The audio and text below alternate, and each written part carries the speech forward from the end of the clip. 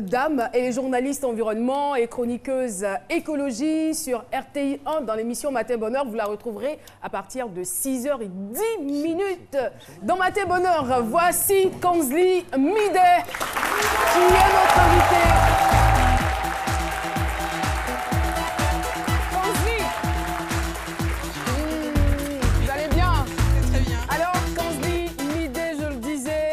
Journaliste environnement, en tout cas avec vous, on va parler aujourd'hui environnement, on va parler des gestes à faire et aussi des gestes à éviter, voilà, pour rester écologique, n'est-ce pas? Tout à fait.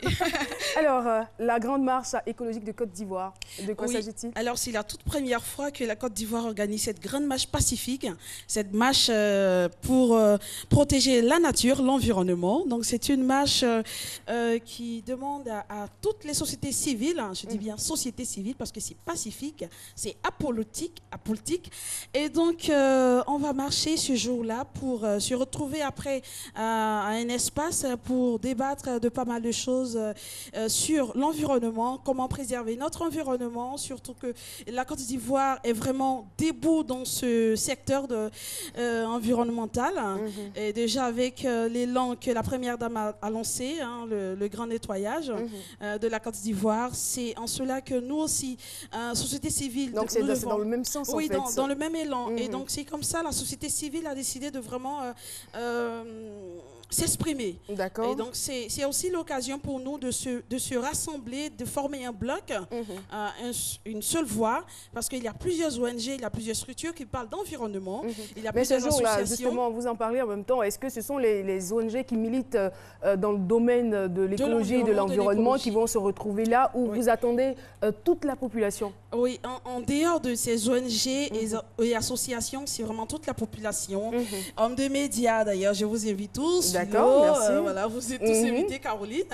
Et puis également commerçants enfants. Vraiment toute la population, toutes les couches sociales, professionnelles à cette grande marche. Parce que quand on parle d'écologie, ça concerne moi, vous, elle, lui, et tout le monde. Et c'est maintenant qu'on doit parler d'environnement parce que demain, ce sera trop tard. Alors la tata qui nous regarde, qui est au village, elle entend environnement, elle entend écologie. Alors vous lui dites quoi? Qu'est-ce qu'il faut faire de façon quotidienne pour préserver notre environnement? Qu'est-ce qu'il ne faut pas faire? Allez-y, je vous écoute. Alors c'est simple. Déjà, les gestes premiers à observer pour préserver notre environnement, c'est déjà savoir nettoyer autour de soi à la maison.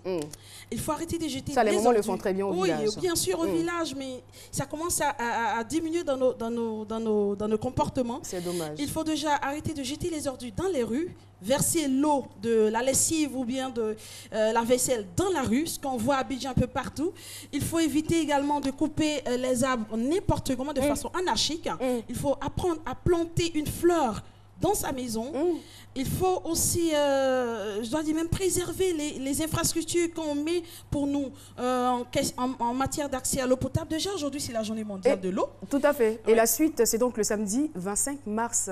Oui, la suite, c'est le 25 mars, déjà avec justement l'ONG AFON qui a initié cela avec son président David Ouari. Merci. Donc voilà, on sera tout le monde, on sera tous ensemble pour marcher, pour protéger notre planète.